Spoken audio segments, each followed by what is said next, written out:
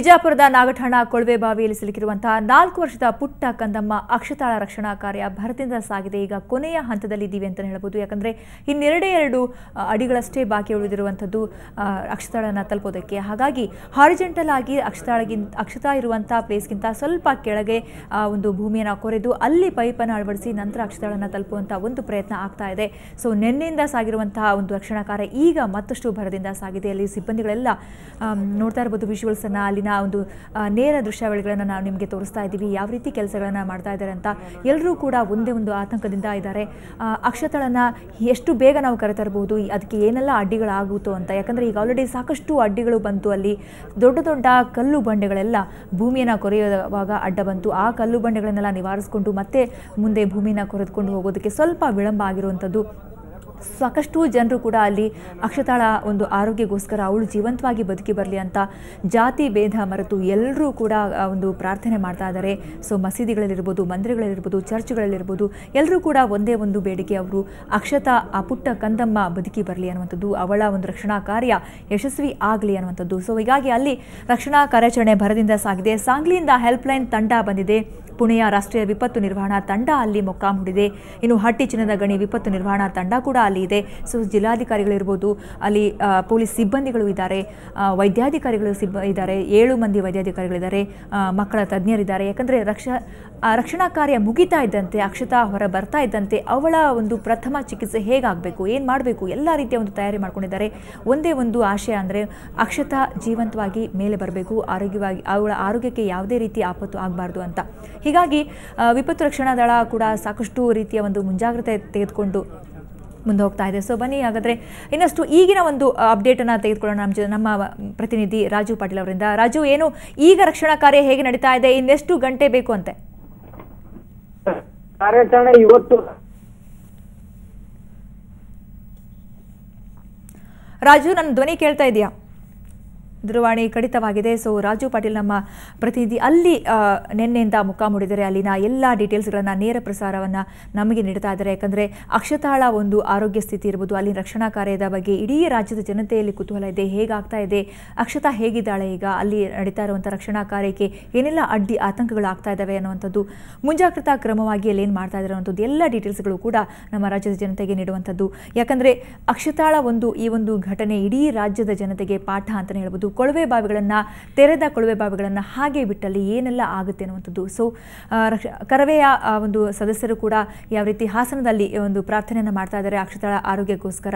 So Akshata ಬದುಕಿ ಬರಲಿ, ಅಕ್ಷತಾ ರಕ್ಷಣೆ ಕಾರ್ಯ ಬೇಗನೆ ಮುಗಿಲಿ, ಅಕ್ಷತಾ ಜೀವಂತವಾಗಿ ಆರೋಗ್ಯವಾಗಿ ಹೊರಬರಲಿ ಅನ್ನುವಂಥದ್ದು ಹಾಸನದಲ್ಲಿ ಕರವೇ ಕಾರ್ಯಕರ್ತರು ದೇವರಿಗೆ ಪ್ರಾರ್ಥನೆ ಸಲ್ಲಿಸ್ತಾ ಇದ್ದಾರೆ. ಸೊ ಸಾಕಷ್ಟು ಇದೇ ರೀತಿಯ ಪ್ರಾರ್ಥನೆಗಳು ಆಗ್ತಾ ಇದ್ದಾವೆ ರಾಜ್ಯದ ಅನೇಕ ಕಡೆಗಳಲ್ಲಿ. ಬೆಳಗಾವಿ ಇರ್ಬೋದು, ಗುಲ್ಬರ್ಗಾ ಇರ್ಬೋದು, ಶಿವಮೊಗ್ಗ ಇರ್ಬೋದು, ಮೈಸೂರು ಇರ್ಬೋದು, ಬೀದರ್ ಇರ್ಬೋದು, ಈಗ ಹಾಸನದಲ್ಲಿ ಹೀಗೆ ಸಾಕಷ್ಟು ಮಕ್ಕಳು, ಶಾಲಾ ಮಕ್ಕಳು ಕೂಡ ಪ್ರಾರ್ಥನೆ ಮಾಡ್ತಾ ಇದ್ದಾರೆ, ನೀವು ನೋಡ್ತಾ ಇದ್ದೀರಾ. ಸೊ ಇನ್ನೊಂದು ಕಡೆ ರಕ್ಷಣಾ ಕಾರ್ಯಾಚರಣೆ ಯಾವ ರೀತಿ ಸಾಗ್ತಾ ಇದೆ ಅನ್ನುವಂಥದ್ದು. ಯಾಕಂದರೆ ಎಲ್ರಿಗೂ ಕೂಡ ಒಂದೇ ಒಂದು ಆಶಯ, ಅಕ್ಷತಾ ಆ ಪುಟ್ಟ ಕಂದಮ್ಮ ಬದುಕಿ ಬರಲಿ ಅನ್ನುವಂಥದ್ದು. ಅವಳನ್ನು ತಲುಪೋದಕ್ಕೆ ಇನ್ನು 2 ಅಡಿ ಬಾಕಿ ಇದೆ. ಆದರೆ ಅವಳನ್ನು ತಲುಪೋದಕ್ಕೆ ಇನ್ನು 5 ಅಡಿ ಹಾರಿಜೆಂಟಲ್ ಆಗಿ ಕೆಳಗಡೆ ಭೂಮಿಯನ್ನು ಕೊರೆದು ಅಲ್ಲಿ ಪೈಪನ್ನು ಅಳವಡಿಕೆ ಮಾಡಿ ನಂತರ ಅವಳನ್ನು ತಲುಪಬೇಕು ಅನ್ನುವಂಥದ್ದು. ಯಾಕಂದರೆ ಅವಳ ಆರೋಗ್ಯ ಹಾಗೆ ಅವಳನ್ನು ಯಾವ ರೀತಿ ಬೇಗನೆ ನಾವು ತಲುಪಬಹುದು ಅನ್ನುವಂಥ ಒಂದು ಲೆಕ್ಕಾಚಾರ ಮಾಡಿ ಆ ಒಂದು ವಿಪತ್ತು ದಳ ಈ ಒಂದು ಕಾರ್ಯಾಚರಣೆ ನಡೆಸ್ತಾ ಇದೆ. ಸೊ ಅಲ್ಲಿ ಜಿಲ್ಲಾಧಿಕಾರಿಗಳು ಕೂಡ ಇದ್ದಾರೆ. ಹೆಚ್ಚುವರಿ DC ಕವಿತಾ ನಮ್ಮ ಜೊತೆ ಮಾತನಾಡಿದರು ಆವಾಗಲೇ. ಸದ್ಯಕ್ಕೆ ಅಲ್ಲಿ ರೋಬೋ ತಂತ್ರಜ್ಞಾನವನ್ನು ಬಳಕೆ ಮಾಡೋಕ್ಕೆ ಆಗ್ತಾ ಇಲ್ಲ ಅನ್ನೋದು. ಯಾಕಂದರೆ ಬೆಂಗಳೂರಿಂದ ಏನು ಮಣಿಕಂಠನ್ ಹೋಗಿದ್ದಾರೆ ರೋಬೋ ತಂತ್ರಜ್ಞ, ಅವರು ಅಲ್ಲಿ ಸದ್ಯಕ್ಕೆ ಅವರ ಕಾರ್ಯಾಚರಣೆ ಆರಂಭ ಮಾಡೋಕ್ಕೆ ಸಾಧ್ಯವಿಲ್ಲ. ಯಾಕಂದರೆ ಅವರು ಏನಾದರೂ ಈಗ ಈ ಸ್ಥಿತಿಯಲ್ಲಿ ರೋಬೋ ತಂತ್ರಜ್ಞಾನವನ್ನು, ಯಂತ್ರವನ್ನು ಆ ಒಂದು ಕೊಳವೆ ಬಾವಿಯೊಳಗೆ ಬಿಟ್ಟರೆ ಮಗು ಮತ್ತಷ್ಟು ಕೆಳಗಡೆ ಒಂದು ತಳ್ಳಲ್ಪಡಬಹುದು ಅನ್ನುವಂಥ ಆತಂಕ ಅಲ್ಲಿದೆ. ಈ ಒಂದು ಆತಂಕ ಅಲ್ಲಿ ಪುಣೆಯ ರಾಷ್ಟ್ರೀಯ ವಿಪತ್ತು ನಿರ್ವಹಣಾ ತಂಡ ಮಣಿಕಂಠನ್ ಅವರ ಜೊತೆಗೆ ಚರ್ಚೆ ಮಾಡಿ ಹೀಗಾಗಬಹುದಾ, ಹೀಗಾಗೋ ಸಾಧ್ಯತೆ ಇದೆಯಾ ಅನ್ನುವಂಥ ಚರ್ಚೆ ನಂತರ ಅದಕ್ಕೆ ಮಣಿಕಂಠನ್ ಅವರು ಕೂಡ ಒಪ್ಪಿಗೆ ಸಮ್ಮತಿಸಿದರು. ಹೌದು, ಹೀಗಾಗಬಹುದು. ಹಾಗಾಗಿ ಸದ್ಯಕ್ಕೆ ರೋಬೋವನ್ನು ಬಳಕೆ ಮಾಡ್ತಾ ಇಲ್ಲ. ಅದರ ಬದಲಿಗೆ ಎಂದಿನಂತೆ ಏನು ನಿನ್ನೆಯಿಂದ ಕಾರ್ಯಾಚರಣೆ ಆಗ್ತಾ ಇದೆ ಆ ಒಂದು ಕಾರ್ಯಾಚರಣೆ ಮುಂದುವರೆದಿದೆ. ಭೂಮಿಯನ್ನು ಕೊರೆಯುವಂತಹ ಕಾರ್ಯಾಚರಣೆ ಅಂದರೆ ವರ್ಟಿಕಲ್ ಆಗಿ ಏನಕ್ಕೆ ಭೂಮಿಯನ್ನು ಕೊರಿತಾ ಇದ್ರು, ಈಗ ಹಾರಿಜೆಂಟಲ್ ಆಗಿ ಹೋಗಿ ಆ ಮೂಲಕ ಮಗುವನ್ನು ಸೇರುವಂಥದ್ದು, ಮಗುವನ್ನು ಬೇಗನೆ ಕರೆತರುವಂಥ ಪ್ರಯತ್ನ ಆಗ್ತಾ ಇದೆ. ಬನ್ನಿ ನಮ್ಮ ಪ್ರತಿನಿಧಿ ರಾಜು ಪಾಟೀಲ್ ಇನ್ನಷ್ಟು ಮಾಹಿತಿಯನ್ನು ಕೊಡ್ತಾರೆ. ರಾಜು, ಈಗ ಸದ್ಯಕ್ಕೆ ಅಲ್ಲಿರುವಂಥ ಸ್ಥಳದ ಪರಿಸ್ಥಿತಿ ಹೇಗಿದೆ?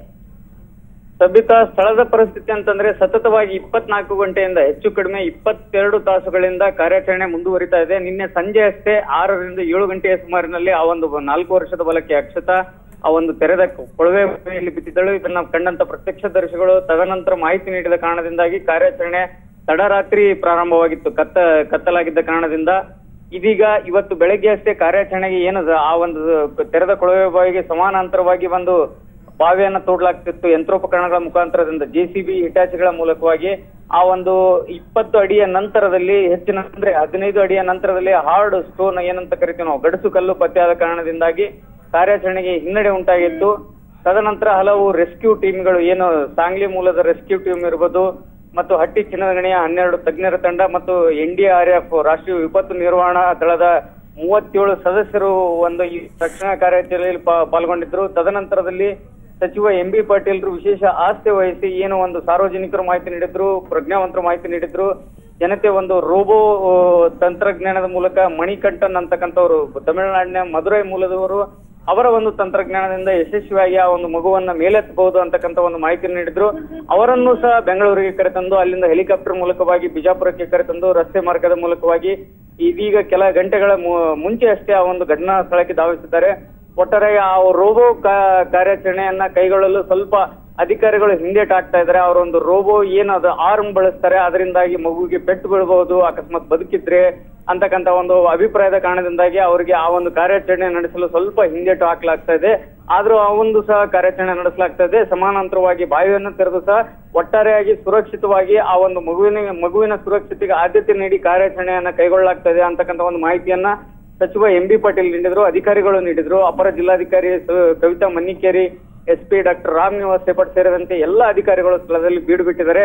ಒಟ್ಟಾರೆಯಾಗಿ ಕಾರ್ಯಾಚರಣೆ ಮುಂದುವರೆದಿದ್ದು ಇದೀಗ ಸಹ ಸಂಜೆ ವೇಳೆಗೂ ಸಹ ಕಾರ್ಯಾಚರಣೆ ಪೂರ್ಣಗೊಂಡಿಲ್ಲ.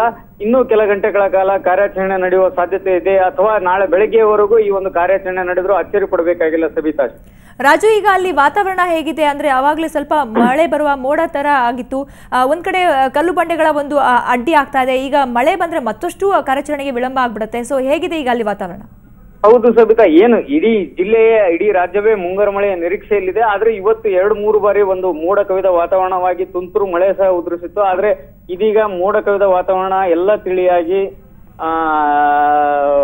ಒಂದು ಬಿಸಿಲು ಇದೆ. ಯಾವುದೇ ರೀತಿಯ ಮಳೆ ಬರುವ ಮುನ್ಸೂಚನೆ ಅಂತೂ ಇದುವರೆಗೂ ಲಭ್ಯವಾಗಿಲ್ಲ. ಮಳೆ ಬಂದಲ್ಲಿ ಆ ಒಂದು ಕಾರ್ಯಾಚರಣೆಗೆ ಖಚಿತವಾಗಿ ಹಿನ್ನಡೆ ಆಗಲಿದೆ. ವಾತಾವರಣ ಅಂತಂದ್ರೆ ಒಂದು ಕಾರ್ಯಾಚರಣೆಯನ್ನ ಎಲ್ಲರೂ ಮುಂದುವರಿಸಿದ್ದಾರೆ. ಆ ಒಂದು ಮಗು ಬದುಕಿ ಬರ್ಬೇಕಂತ ಒಂದು ಹಾರೈಕೆಯನ್ನ ಎಲ್ಲರೂ ಮಾಡ್ತಾ ಇದ್ದಾರೆ. ಆ ಒಂದು ಕುಟುಂಬ ಸದಸ್ಯರಿಗೆ, ಆ ಬಾಲಕಿಯ ತಂದೆ ಏನಿದ್ರೆ ಹನುಮಂತ ಪಾಟೀಲ್ ಮತ್ತು ಸವಿತಾ ದಂಪತಿಗಳು, ಅವರಿಗೆ ಎಲ್ಲರೂ ಸಾಂತ್ವನ ಹೇಳ್ತಾ ಇದ್ದಾರೆ. ಅವರ ಮೂಲ ಊರಾದ ಗುಲ್ಬರ್ಗ ಜಿಲ್ಲೆ ಜೇವರ್ಗಿ ತಾಲೂಕಿನ ವಸ್ತಾರ್ ಗ್ರಾಮದಿಂದ ಸಹ ಜನತೆ ಧಾವಿಸಿದ್ದಾರೆ.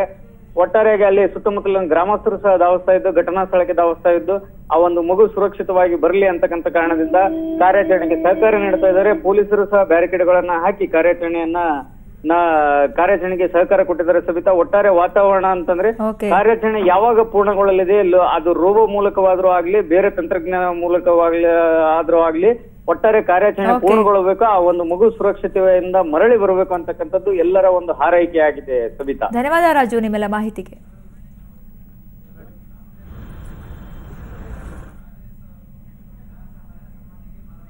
ಈಗ ಮತ್ತೊಂದು ಬ್ರೇಕ್.